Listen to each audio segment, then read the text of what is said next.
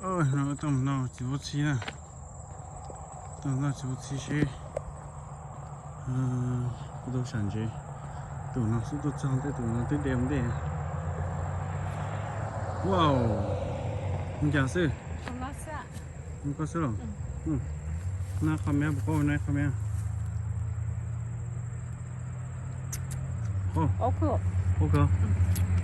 đi tiền gì á? Đấy tiền gì cũng có món đồ chế nữa. Hả? Cái này ăn đây tiền hả? Thế sao tiền này nó muốn lo à cái nào?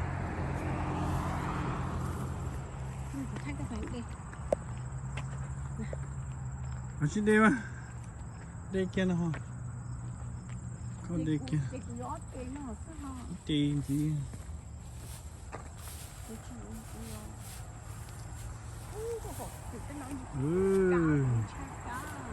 Đây kia nè, khó à, nó không che, cái chuyện nó chỉ, cái chuyện mình cài nó chỉ, cái chi trong nó xưa, wow, cao luôn đi, chỉ muốn chế xả ấy, cho nó chỉ muốn chế xả, câu là câu thôi, cho chế toàn play nè, trong play gì play cái gì, nacho dần chế sao, nhưng muốn chế à, chế là nacho. đâu kinh cổ đi nào, cho sân đá đó chỉ, ông ấy tôi thích sản chế nào trái à? Đó là chỉ tao đó chỉ chờ, ông nào họ, đây,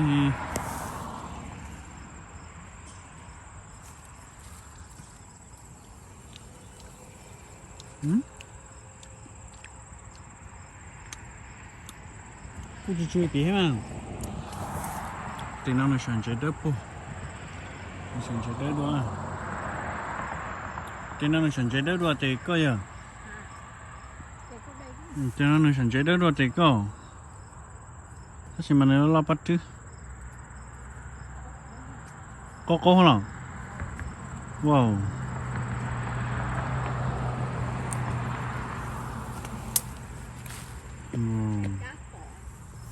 chính xác đâu, tôi mới xài tí để bớt chứ. Sẽ được bớt chứ cha, cho nó tới rong gỗ này. Rong gỗ tàn ho. Tới chỗ cho rong gỗ đây này. Để cho, để chúng nằm lên dia xem nào, thế gì mà, on to hồ nó ta.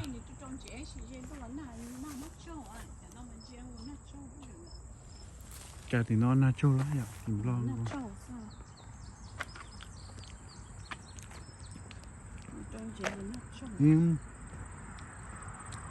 Tìm lo cũng chẳng có lấy lúc chai à,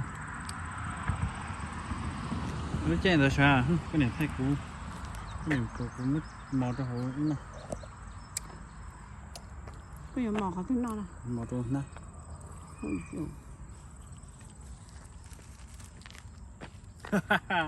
Cứ cho phế vào. Cái chè phế vừa là. Có tua. Ê, cái giờ mò đi chanh à.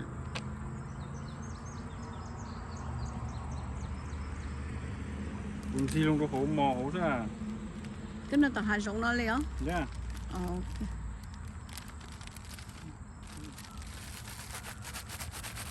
Ê, cái wow, có thế nào?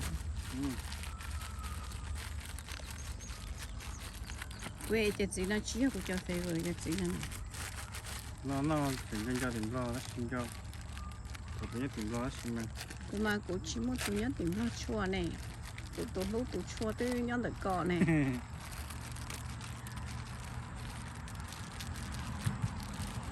thì món nói một cái tìm lo sẽ có con cho cho tìm lo vậy ai chạy cho tìm lo này rong nó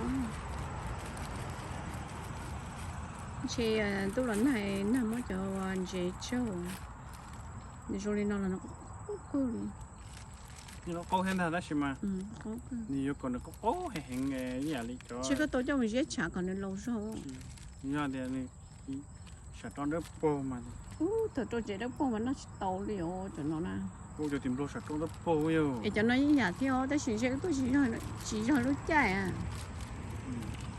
nếu xã hội tụi tôi mua chế đâu mà chế nó mà có chế đâu bao số theo họ cho tụi nó nè tới chỉ mà tới rồi tôi chỉ hết chạy à để tiêu rồi ấy chế nào là châu à là nào thế đâu chế nào châu nè để trồng chế đó chỉ chế nào châu à nào châu ấy cái gì dùng nó sợ nhưng nào cho châu mà nhưng đâu bao nhiêu có hại theo cho tí nói có tôi cha kẹt cho cho thì nó mà có muốn dùng gì mà có cho một châu còn nữa có cho một chiếc còn nữa chi nó khó nó khó vậy cái gì mới giờ chú là xưa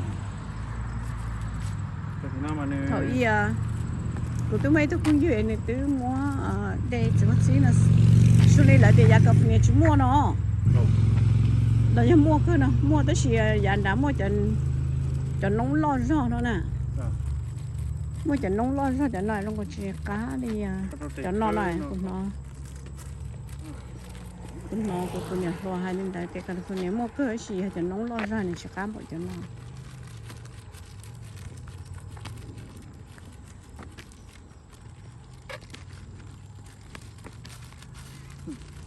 không phải tốn trái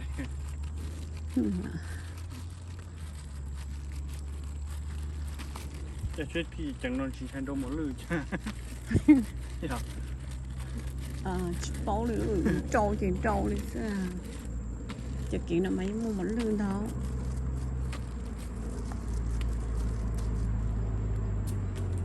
chuyện trên nó thế muốn chọn còn này cho nên kinh nhé bóng châu á có chuyện khác của ta cá cơ đâu có cơ nào cô bảo là ô lấy cho mình xé cọc hoa dê nó là dê thì mình nóng từ tới xí mà nan chỉ chúng mình ta hạt chín đó mà nên đó là yêu cầu xé nọ chứ mà mỗi giờ bỏ chi ha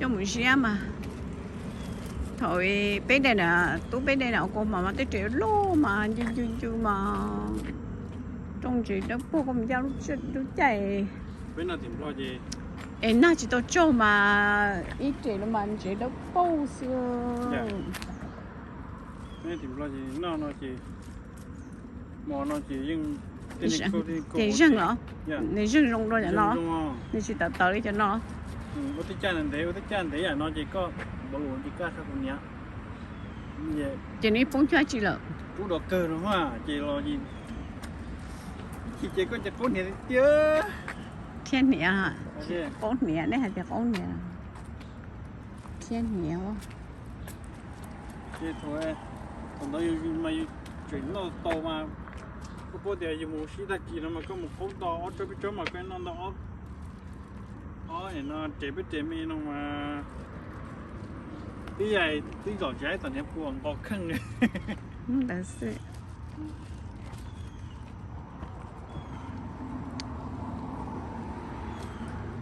tết này nó khát thầu nữa tụi mình ở đây bình thường nữa tụi mình ở đây nào được số nói chỉ nó không muốn chơi các kiểu muốn nhận chơi mua được basic oxy nè mua lại đơn đầu tôi luôn rồi bếp lót tiền này mỏi nó ha ồ đâu có tới giờ có tới mỏ chỉ tà nè mỏi nhồi giờ mới nhồi có mấy chục quả chỉ tà xứ thì mua tà mà lên đầu thôi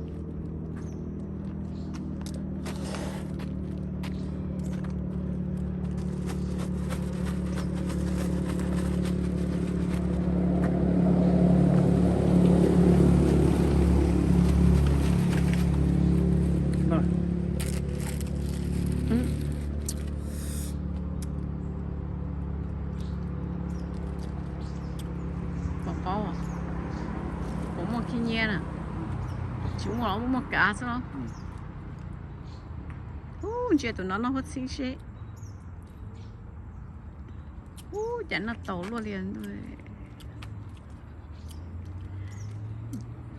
có cái không áo của nó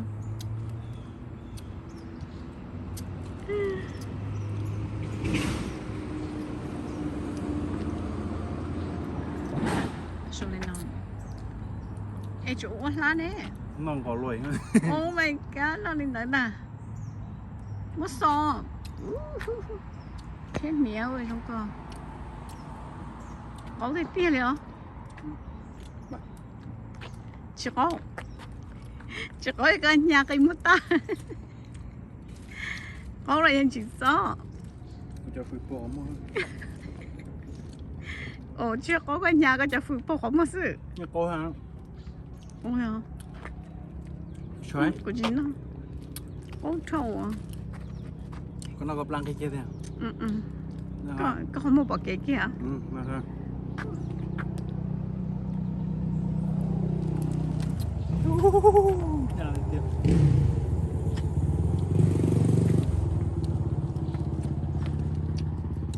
Nó mà cũng nó đâu ta cho cũng nó.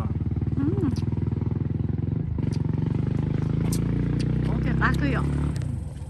Cái sử dụng của dùng tỏ thế à? Cũng xin nó. Dùng cái khó sao?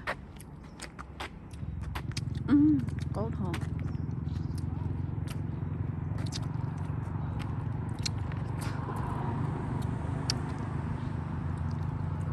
À tiêu. Cũng mà cũng vô con ngò sẽ cũng chỉ có cho破咧。先頭cũng có chỉ tàu cho破啊。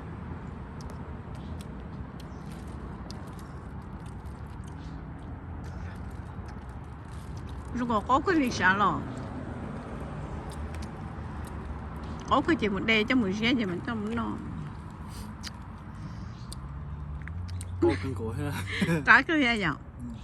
Không có chịu có chỗ được thì mà cá cơ rồi. Cũng nào? Cái chính nó có thôi. Này cô sẽ dẹp lắng đi loài.